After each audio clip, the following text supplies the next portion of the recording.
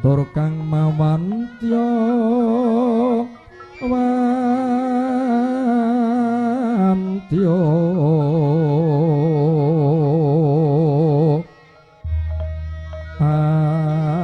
alon wijiling sabda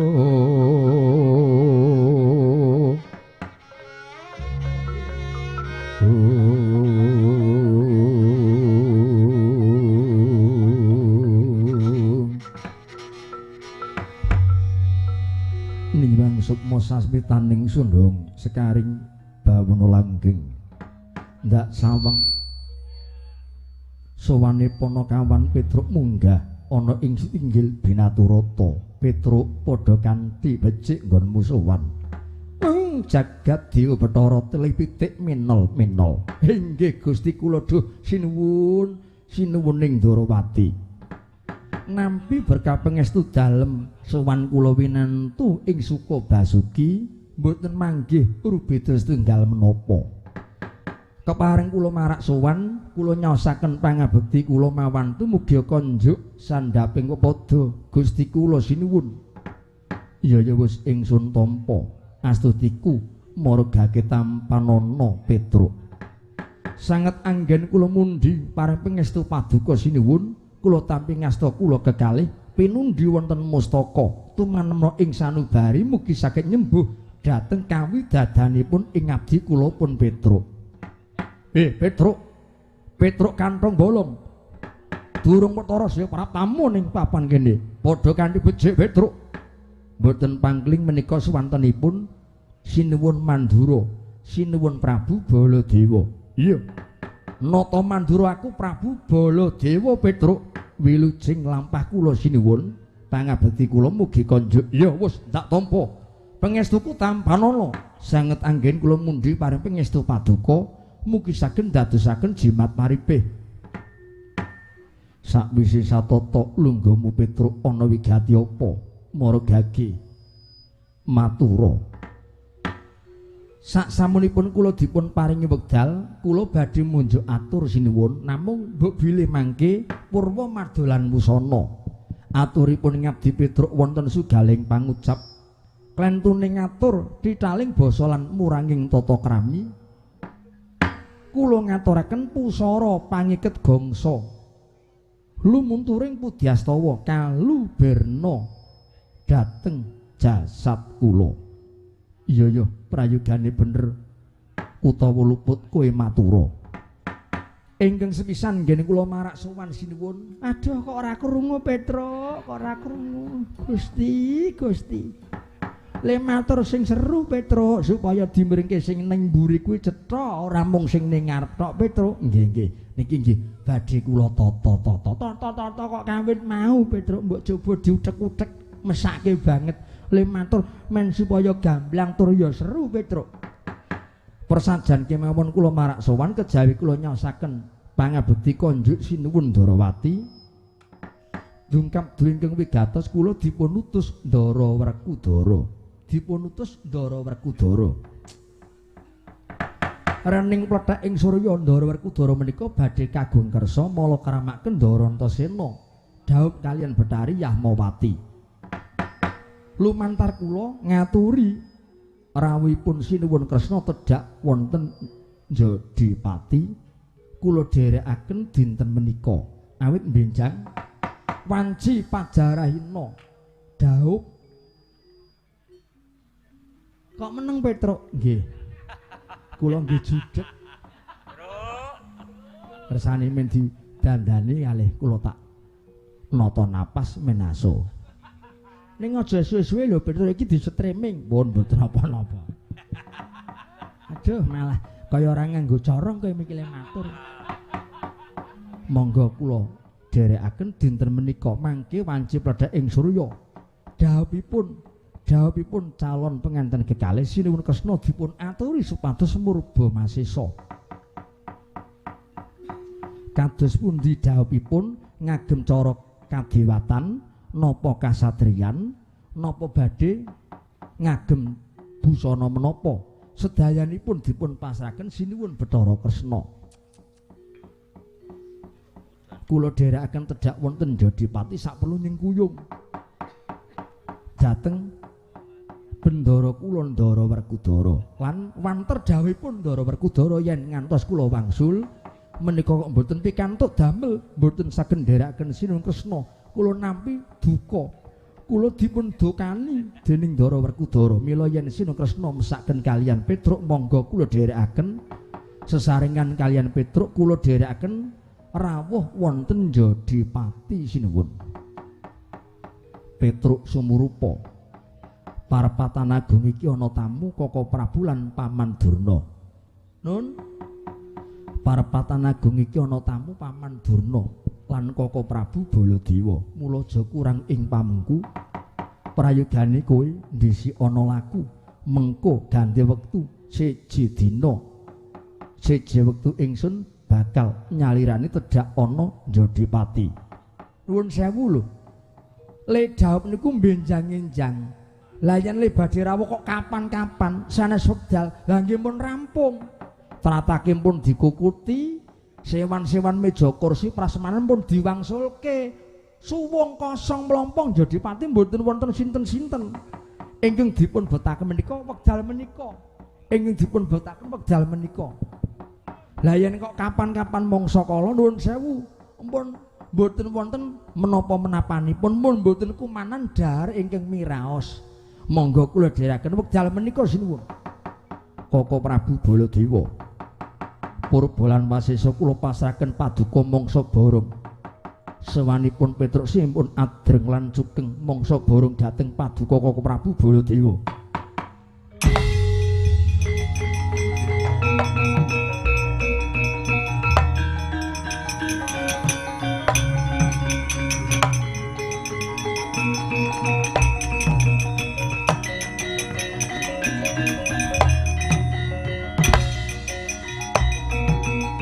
Mundur.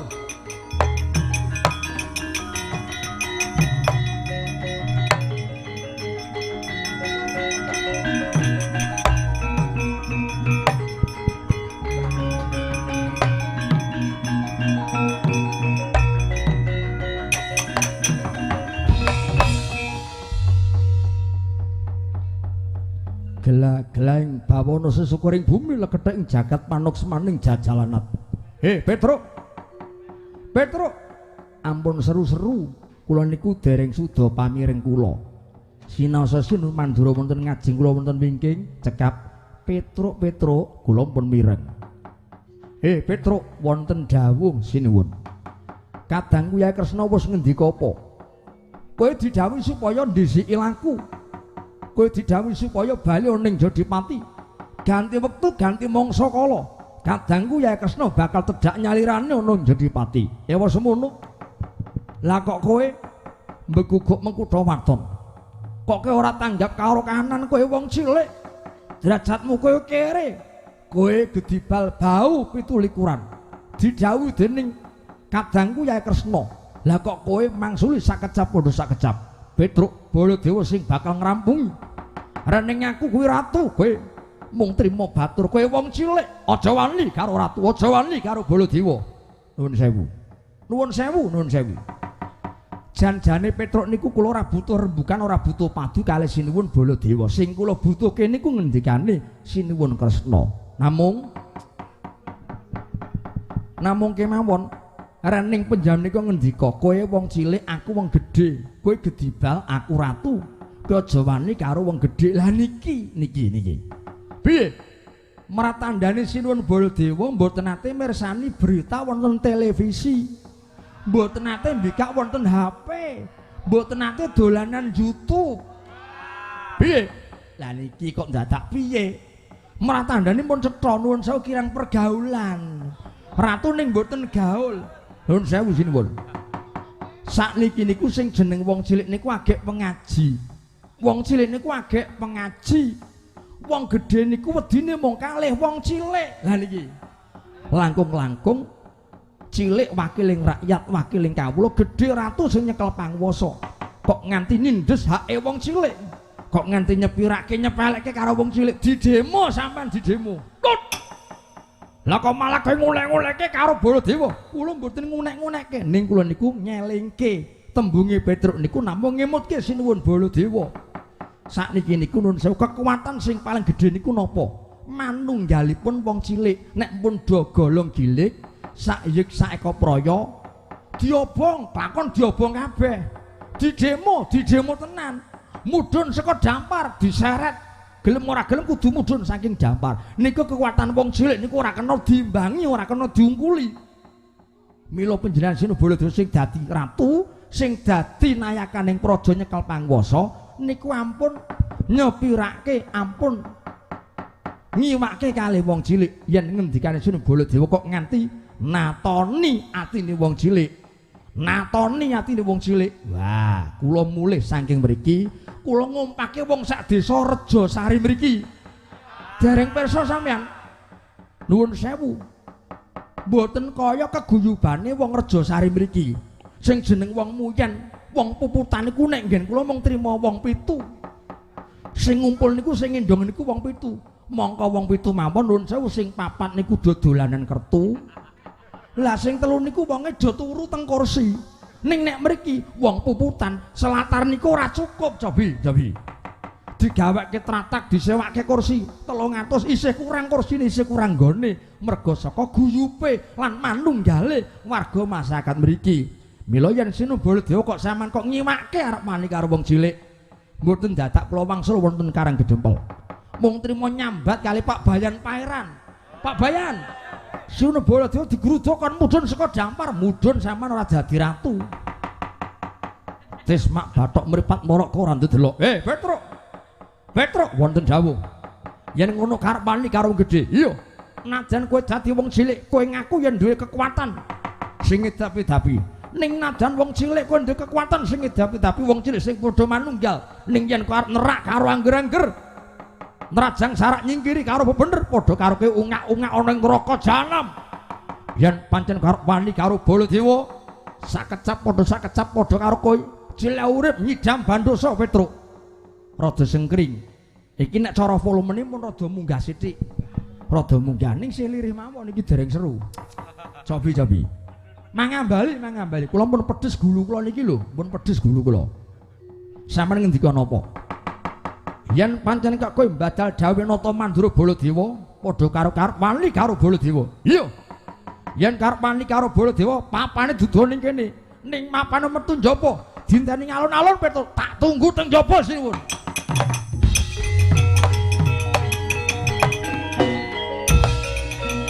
Keparat aja mlayu kowe.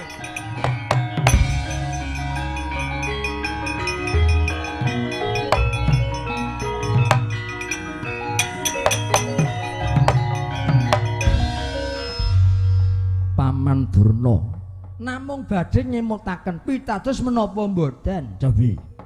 Pitados kanantoripun pun bapa menapa mboten nggih.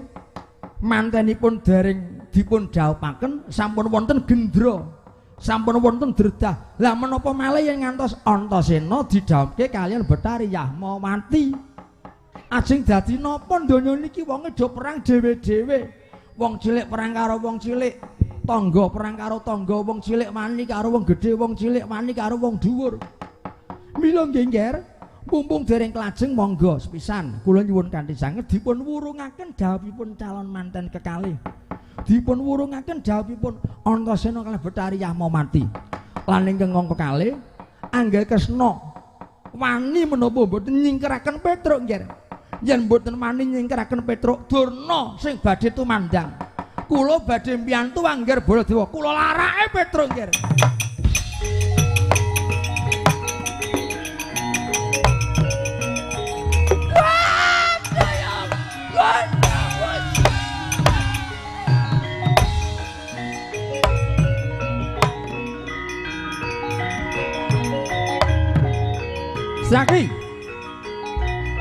Saki. Lungguh.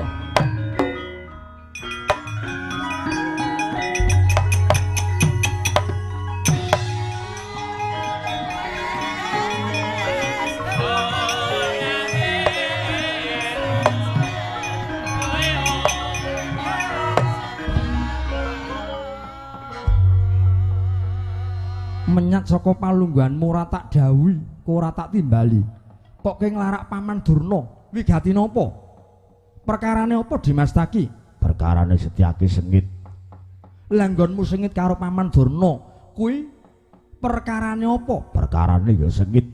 Sing jeneng wong sengit ya tetep sengit. Kowe ora tak dawuhi, ora tak perintah kok kowe tumandang. Yen ngono padha karo Setyaki kowe kebat nanging kliwat, gancang ning kowe pincang. Kowe banter nanging kowe ndisiki. Ratune Sencaki apa Kresna? Wangsulana dipun wangsuli Yayi. Ratunipun Yai Setyaki menapa sinuwun Bathara Kresna. Kakang Udawa meneng wae, kula namung nuwun sewu, marai ngaten, namung marai. Diwangsuli Setyaki. Ratune kowe apa pun Kakang? Ratunipun Koko Prabu Balut. Koko Prabu Ndarawati. Ratune Bathara Kresna, ratune pun Kakang. Aku ora perintah, Kresna ora dawuh. Lah kok kowe tumandang? Kowe jenenge ndisiki lan nglancangi marang panguwasane Bathara Kresna. Kejaba yen pun Kakang dawuh. Kejaba yen Kresna dawuh karo Sencaki. Upaminipun Kuwi upamane mung tembung upama. Dimas Taki, kula wonten dawuh. Paman Durna kae rampung ana. Nyuwun pamit. Loh. Saki. Dimas Taki. Wah. Wirangan sampean.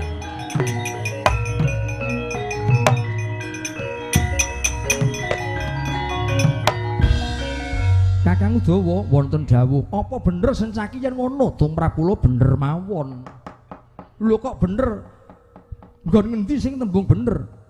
Ingsun kuwi rak ming dawuh yen upama ora tenanan. Lah wong Setyaki kok mawi dadak tembung upama. Mong kadhanipun yen Sencaki menika nguningani kalian Penemban Durna, mboten benten wiyaga weruh sega niku. Cara caranipun sega menika ajeng dicidhuk. Nek cara carane bakso niku ajeng nuwun sewu, diseruput, dicokot baksone. Lah ning rening mboten enten sega sing ana Durna.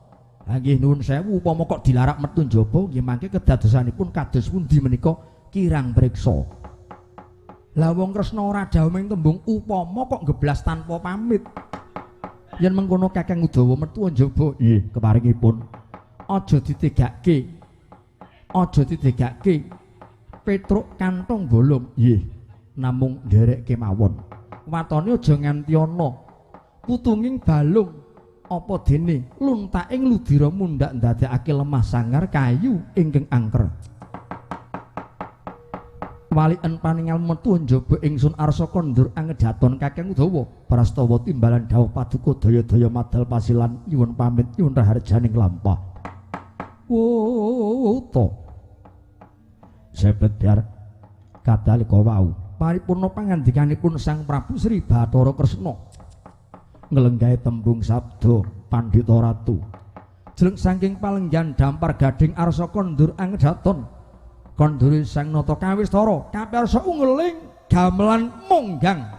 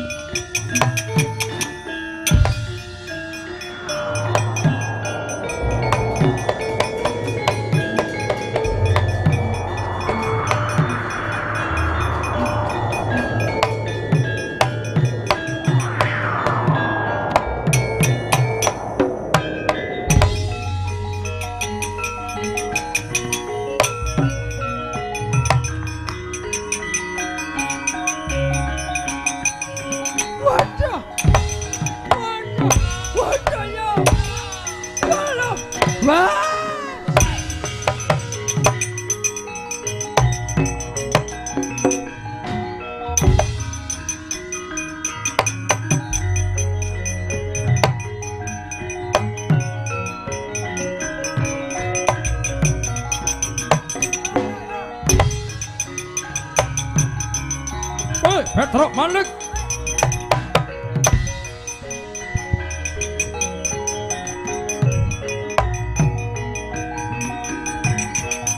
Bos. Lungo.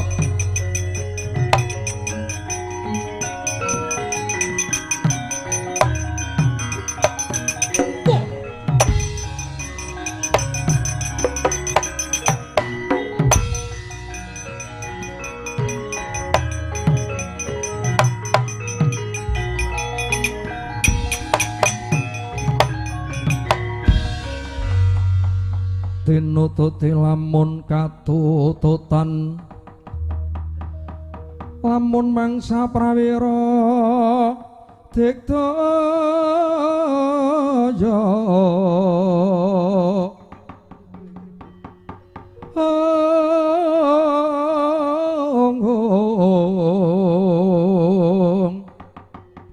gumregut maguting ayuda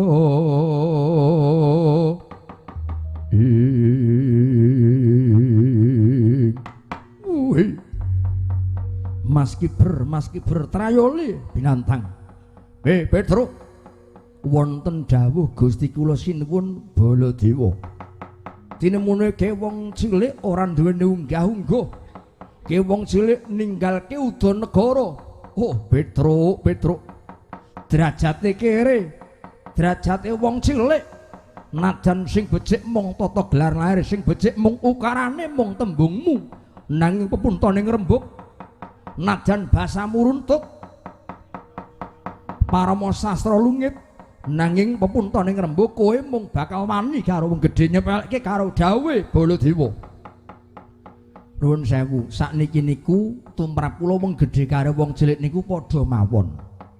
Dudu perkara kula niku merga batur sampean wong gedhe kudu bener niku mboten. Lungguing bener niku mapane dudu teng derajat pangkat, dudu wong gedhe kanggonan bener. Wong cilik mesti nggone luput niku durung karuan. Ning malah kedahipun sinuwun Baladewa niku matur nuwun karo wong cilik. Matur nuwun karo Petruk. Sebab merga wong cilik niku duweni kewajiban ngemutaken, ngelingke wakiling rakyat nayakaning praja ingkang sami ngasta panguwaos yen ora ana benere upama yen ana klerune kewajibane wong cilik niku lek kinelian. Ewa semanten yen kula ngemutaken sinuwun Baladewa kok dianggep lepat kula nyuwun pangapunten sinuwun. Keterangane saiki kowe gelem bali apa ora? Nun, kowe gelem bali apa ora? Perkawis kula wangsul mangke mboten usah dipun tundung yen pun wancine kula tak bali dhewe. Nek pun genep rembugane niki isih separo harga kok kula kan bali niku. Lah sing ngajeng tanggung jawab semanten kathah niki wedhus-wedhus teng mburi kula niki sinten? Gunggung kepruk kirang langkung kawan dosa cacahipun. Nek kula bali mongko sing kurang separo. Didu mawon dereng cukup. Ajeng nyuwun sinten, ajeng ngampil jenten, utang nggone sapa? Mongko sakniki wong urip niku anane ming do sambat. Cobi. Ngalor ngidul ngetan ngulon, entene ming do sambat.